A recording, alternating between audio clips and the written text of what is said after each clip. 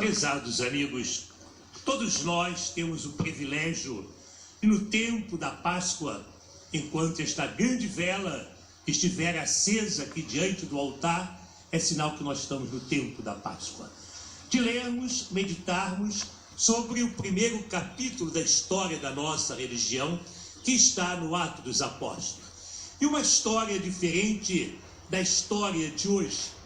No passado, os mais velhos aprenderam uma história que, em geral, eram os colonizadores que contavam. Então, aqueles que estavam por cima falavam do país. Hoje, nós temos a história contada pelos colonizadores e pelos colonizados. E exatamente na Bíblia é a palavra de Deus totalmente diferente de colonizador e colonizados, porque todos foram criados à imagem de Deus. Uma cidade que nós não conhecemos historicamente, nenhuma delas como essa que é descrita, que é a casa de Deus, o céu, pelo Apocalipse. Uma cidade com 12 portas. Todos nós já vimos filmes históricos, e é uma porta só, para poder defender mais aquela cidade. Mas o céu não precisa de ninguém que a defenda, e mostrando que a casa de Deus é aberta para todo mundo. Norte, sul, leste, oeste, 4 pontos. As 12 tribos de Israel, a tradição e, ao mesmo tempo, o Novo Testamento, os 12 apóstolos. E esse livro é escrito exatamente quando começam as grandes perseguições ao cristianismo.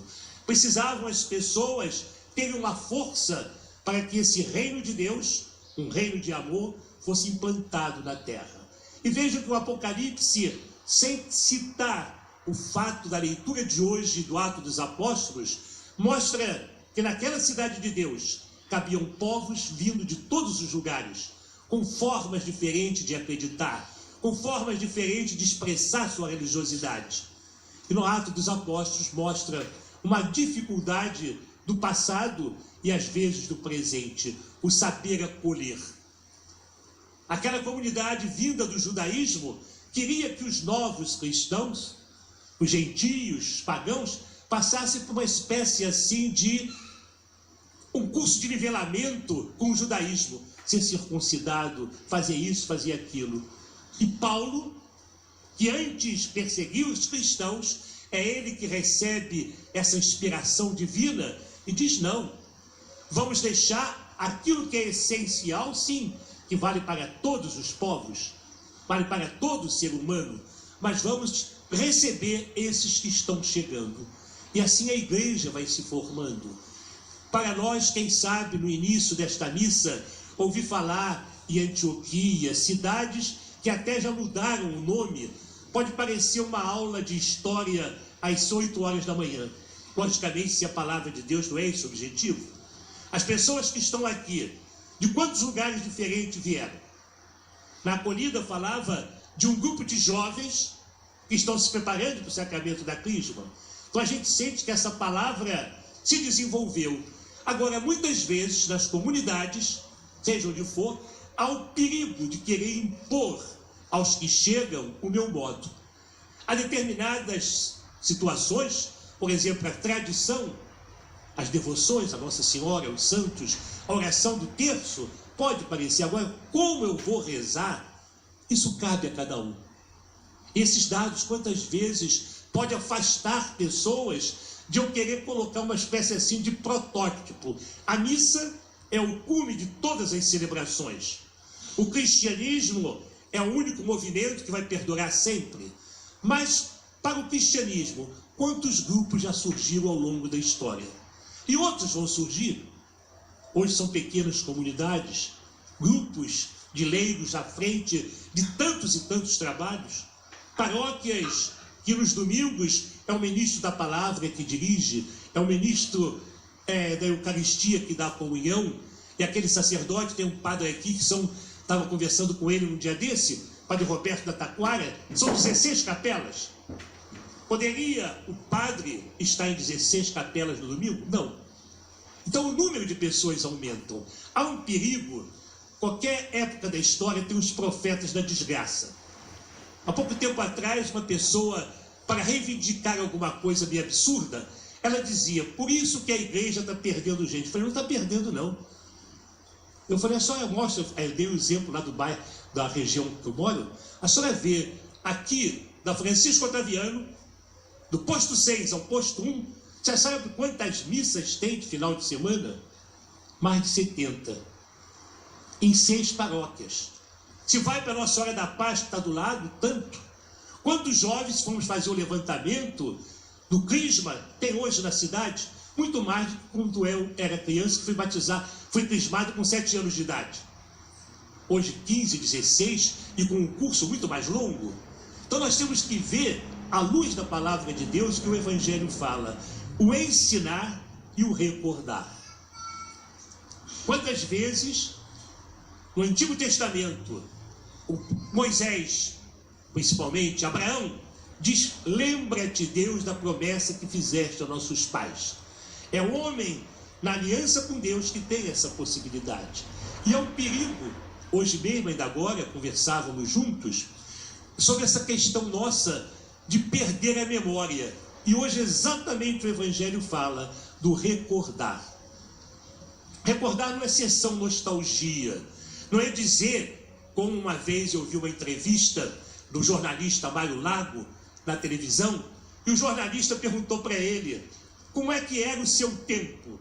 E ele, numa precisão ótima, olhou para o jornalista e disse, o meu tempo é esse que eu estou vivendo. Eu não morri, estou ao vivo falando com você, o programa era ao vivo. Agora, se você me perguntar sobre a década de 50, a década de 40, eu posso te dizer, mas o tempo é esse que nós vivemos. Eu vou recordar as promessas, por daí entendermos hoje, por exemplo, quantas pessoas agradecem a Deus os anos de casado. Daqui do santuário, né? Kenny Bertaldo agradece quantos anos? 19. Com toda certeza, alguns aí do banco dizem assim, estão começando, estou agradecendo 50, estou agradecendo 60, e um vai dizer, que bom que eu estou agradecendo 2 anos, 3 anos, ali com um nenenzinho pequeno, com toda certeza, não são 50 anos de casado, é menos, mas tem o seguinte, a nossa história é feita do dia a dia, mas esse dia a dia é importante a gente recordar. Como é bom você, de vez em quando, parar para uma meditação. Há 3 dias atrás eu via no jornal, hoje é o Dia Internacional da Meditação. Eu perguntei, como seria, a mim mesmo, como seria importante se nós não tivéssemos uma vez por ano, e de vez em quando nós meditássemos e visse se os sonhos que eu tenho, se aquilo que eu quero construir, como nós ouvimos aqui, o amai-vos uns aos outros, por colocar esse dado do amor. E esse dado do amor vai ser a característica de todas as sociedades, de todos os grupos. Quando Jesus fala, tive fome, me deste de comer, tive sede, me deste de beber, e o sentido do amor que só existe com o perdão. Terminaria até passando a experiência positiva que eu tive essa semana, assistindo o balé da China, Lanternas Vermelhas, do período feudal. E sabemos de um país que, com a Revolução Cultural, a religião católica, principalmente religiões diversas, por Mao Tse Tung, foram tiradas. Mas no balé eles colocam uma história do tempo feudal.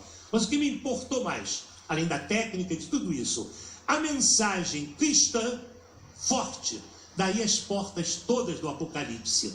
Quando o casal que vai ser condenado à morte, e na mesma prisão está aquela pessoa que os delatou, aquelas pessoas que levantou a situação deles para o Senhor, aquela pessoa cai em si e pede perdão ao casal que ela tanto prejudicou.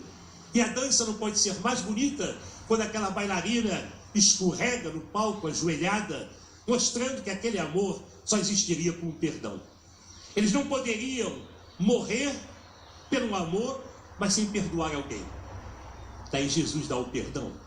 E ali então os 3 bailarinos se abraçam e mostram exatamente que o que vence é o amor. Sem falar a palavra Cristo, sem nenhuma denominação religiosa, mas com essa imagem do Apocalipse. A porta de Deus aberta para todas as pessoas. Uma vez eu comentava com alguém que me dizia que não acreditava. E sua esposa do lado disse: padre, ele da família é o melhor. A esposa dizendo: ele é o melhor. Ele é aquele que pratica mais caridade.